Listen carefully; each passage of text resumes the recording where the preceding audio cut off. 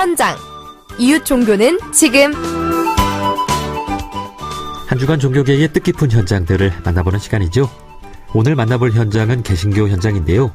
지난주 금요일 개신교 교단 중 하나인 감리교에서 성소수자들을 위해 축복 기도를 했다는 이유로 한 목사가 출교되는 일이 있었습니다.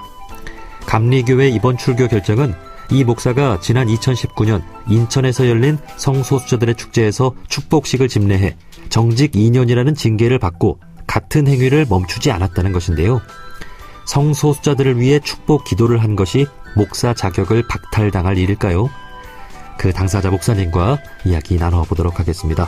수원 영광제일교회 이동환 목사님 연결돼 있습니다. 목사님 안녕하세요. 네, 안녕하세요. 이동환입니다. 네, 반갑습니다. 자, 먼저 저희 청취자분들께 간단한 소개와 인사를 좀 부탁드립니다. 네. 안녕하십니까. 작년에도 한번 인사드렸던 것 같은데요. 참 출교 판정이 있고 나서는 소개하기가 어렵네요. 얼마 전까지 기독교 대한감리회 소속 목사였고 영광제일교회에서 목회했던 이동환 목사라고 합니다. 예. 지금 참 마음이 무거우실 텐데 이렇게 인터뷰에 응해 주셔서 감사드립니다. 앞서 말씀드린 대로 지난주 금요일 감리교에서 출교 처분을 받으셨는데요. 이유는 성소수자들을 위해 축복 기도를 했다는 것이죠. 이게 맞습니까? 네네. 총 3가지 혐의로 이제 기소가 돼서 재판을 받게 되었습니다. 하나는 개교로서 교회를 모함하고 악선전한 것, 또 교회의 기능과 질서를 문란하게 한 것, 그리고 동성애에 찬성하고 동조한 것, 이렇게 3가지였는데요. 그 중에 이제 동성애 찬성 동조가 출교의 아주 직접적인 이유가 됐고요. 출교 판정 이유에 대해서 이제 판결문을 보니까 퀴어 문화 축제에 참석한 것, 그리고 축복식을 다시 집례한 것에 대한 징계였고, 말씀하신 대로 2019년에 이제 축복식을 한 것으로 정직 2년을 받았었는데, 동일한 일을 또 행한 것에 대해서 이제 어떤 징계의 무게가 더해졌다고 그렇게 말했습니다. 네. 그러니까 결정적인 것은 성소수자들을 위한 축복 기도, 그분들을 위한 활동을 계속해서 했다라는 것이죠. 성소수자는 우리 사회에서 소외된 이웃이라고 볼 수 있지 않습니까? 아직 사회 분위기상 자신의 정체성을 드러내기 꺼려하고, 그러다 보니 이런 성소수자들의 축제를 통해서 자신의 존재를 드러내는 건데요. 지난 2019년 인천에서 열린 퀴어 축제에 함께 하셨는데 어떻게 함께 하게 되셨어요? 예. 말씀하신 대로 이제 퀴어 문화 축제는 우리 사회의 편견과 차별 가운데 이제 자신을 감추면서 살아가야 되는 분들이 자긍심을 드러내기 위해 여는 축제이죠. 워낙은 그 축제에 이제 제가 갈 거는 아니었고요. 개신교 부스 앞에서 이제 축복식이라는 것이 소소하게 준비되고 있었는데, 그게 이제 급하게 메인 무대의 행사로 바뀌었습니다. 그 이유가 뭐냐면, 1회 인천 퀴어 문화 축제, 그러니까 2018년에 열렸던 1회 때, 기독교인들이 이제 극심하게 반대를 하고 심지어 폭력까지 행사를 했어요. 예. 그러면서 이제, 축제가 거의 무산되다시피 그렇게 어렵게 진행이 되었고, 많은 분들이 물리적인 폭력에 노출되기도 했습니다. 그로 인해서 되게 마음의 상처들을 많이 받으셨어요. 참석하는 분들도 그렇고 준비하신 분들도 그렇고. 그래서 그 이후로 이렇게 정신과 치료받거나 이런 분들도 굉장히 많았고요. 근데 이제 이분 반대의 집회를 와서 하시고 그렇게 폭력을 행사하셨던 분들이 다 인천 지역의 기독교인 분들이었거든요. 네. 그래서 이에 대해서 이제 조직위 측에서 2회 때는 그런 마음을 좀 우리가 보듬어보자, 상처를 치유해보자, 이런 마음으로 좀 이제 성소수자를 지지하고 응원하는 개신교 목회자들과 함께 이제 축복식을 집례해보자, 이렇게 이제 기획을 했던 것이고요. 네. 그게 이제 급히 계획이 되면서, 이제 아내를 통해서 저에게 연락이 왔고, 저도 이제 거기에 응해서 가게 된 그러한 사정이 있습니다. 네. 지금도 아는 분들은 아시겠지만 이 퀴어 문화 축제가 진행이 되는 한편에는 이들을 좀 반대하는 집회, 기독교인들이 주로 이렇게 하는데, 사실 성소수자 분들 중에는 개신교인 분들도 있을 것이고, 네, 다 이렇게 그렇죠. 그 반대하는 것이 아니다. 이런 또 위로가 필요하잖아요.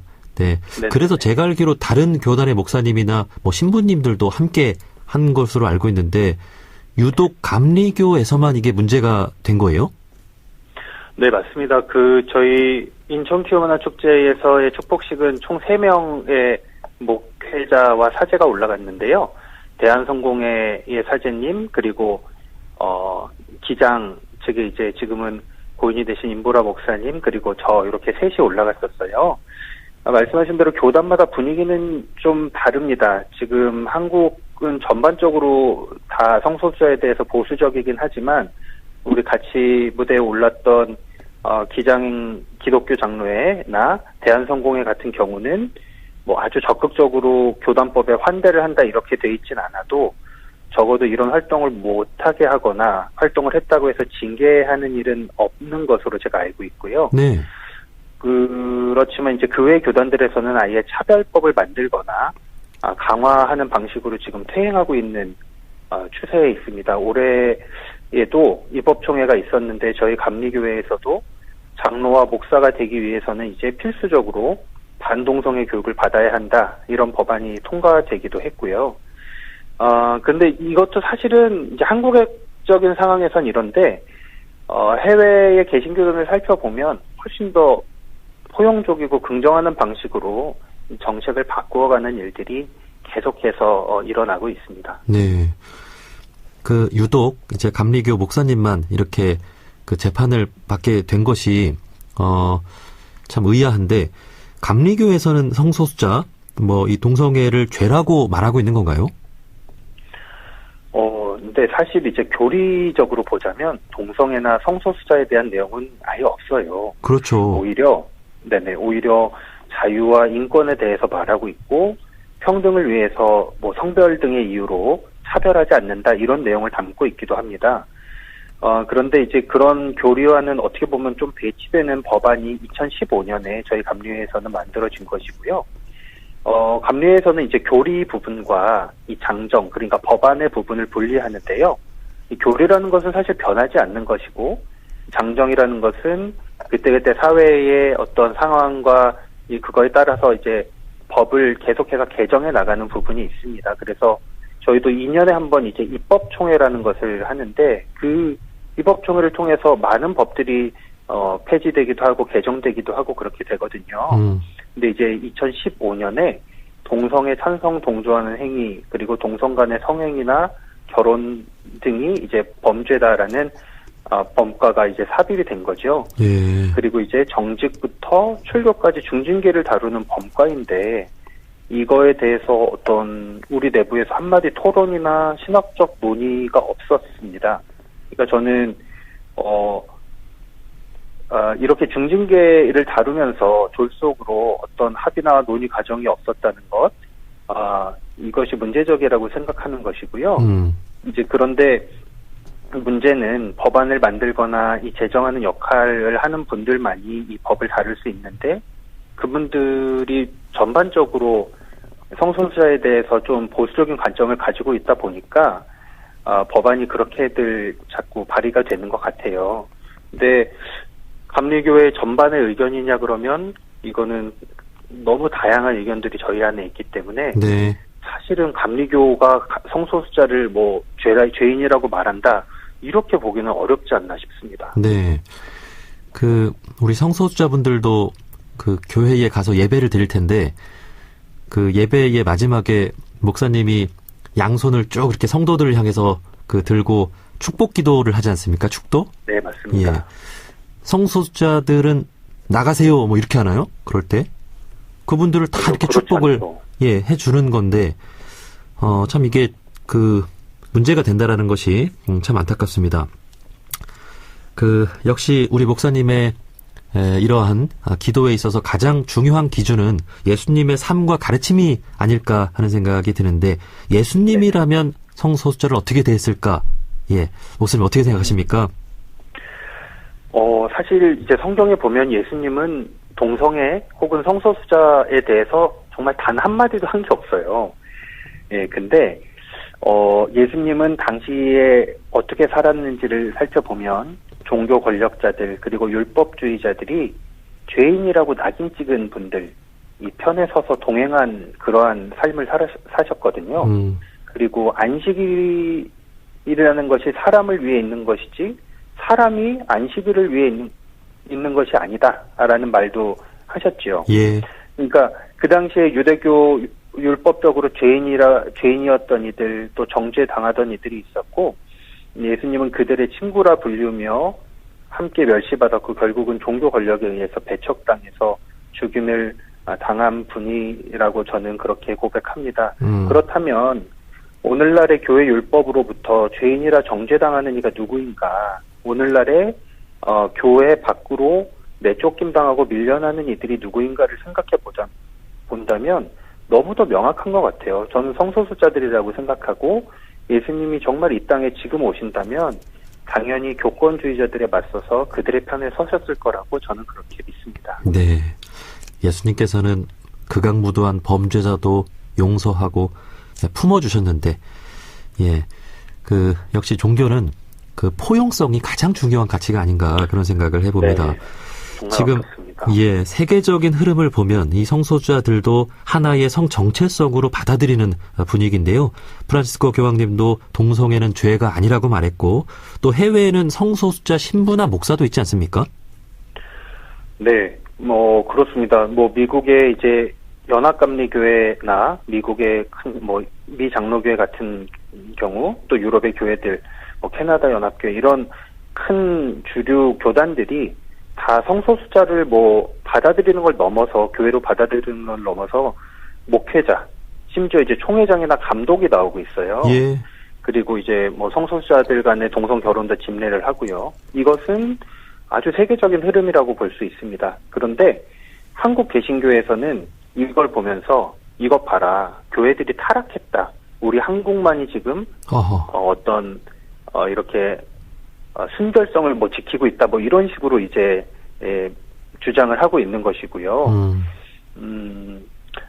해외에서는 사실 이제 우리나라에서도 동성애가 죄라고 성경에 나와 있다. 이런 얘기들을 하는데 해외에서는 이미 이것에 대해서 다양한 신학적 해석들 그리고 연구들이 이루어지고 있고 그리고 사실은 좀 생각해 보면 개신교가 우리 이전의 역사를 보면 성경을 근거로 중세에는 천동설을 주장했어요. 그랬었죠. 그래서 천동설을 주장하는 사람들을 종교 재판에 붙여서 징계하기도 했고 마녀 사냥을 하기도 했고 그리고 심지어는 여성을 남성보다 열등한 존재다 이렇게 믿었던 적도 있었고 노예제가 성경적이다 이런 주장들도 했었죠. 네. 그런데 그게 다 성경을 문자 그대로 보아서 그렇거든요.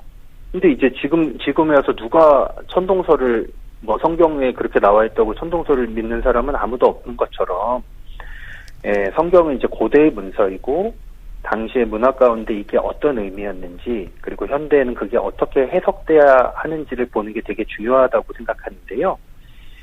성경이 진리라고 한다면 문자 하나하나 그대로 틀림이 없다는 뜻이 아니라 그 안에 담긴 뜻이 이 진리라고 보는 것이겠지요. 네. 그걸 오늘의 언어로 발견해내는 것이 기독교 신학이겠고요. 예, 우리는 그에 대해서 근데 이런 얘기들을 하면 동성애 지지자다. 이렇게 하면서 이제 뭐라도 쫓으려고 하는 것이거든요. 아이고. 그래서 저는 우리나라에서도 지금 해외에서 다 이렇게 거쳐온 과정과 같이 건전한 신학적 토론 그리고 서로 간의 의견을 존중하는 어떤 대화들이 절실하다고 생각합니다. 네. 세계는 이렇게 변해가는데 종교는 저 멀리 이렇게 따로 떨어진 섬 같습니다.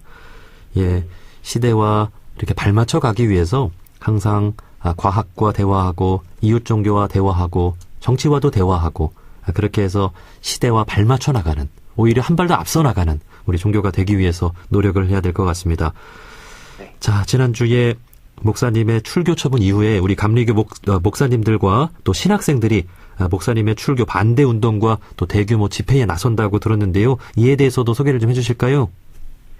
네. 지금 출교 처분이 있고 나서 많은 분들이 지금 분노하고 있고요. 저희 감리회에서는 사실은 이제 상처가 있어요. 30년 전 정도 전에 감신대 총장이었던 변선한 교수님이라는 분이 네.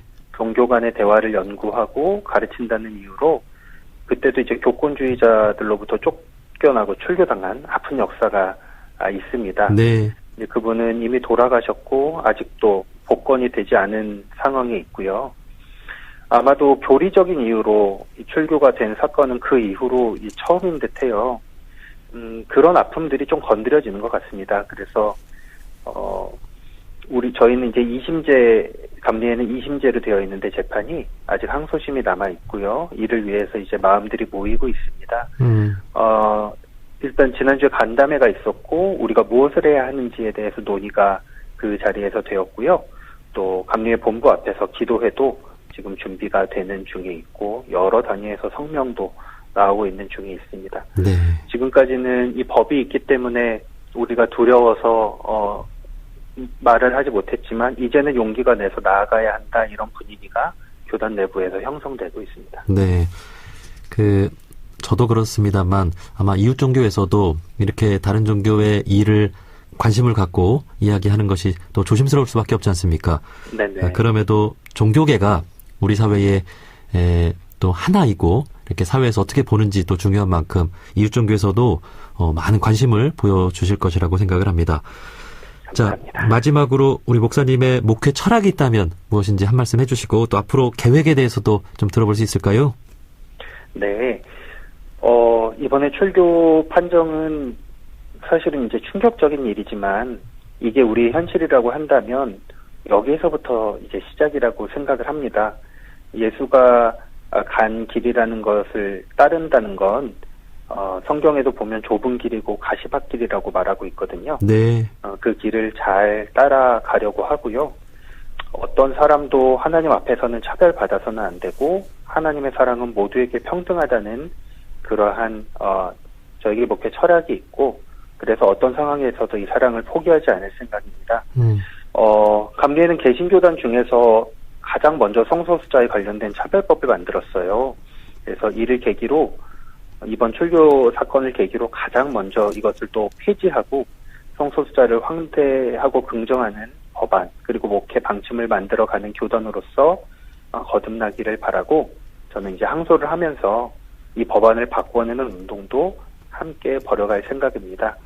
어쨌든 단 한 사람이라도 처벌받는 이들이 없는 교회와 세상을 만들기 위해서 계속해서 기도하고 노력해 나가도록 하겠습니다. 네.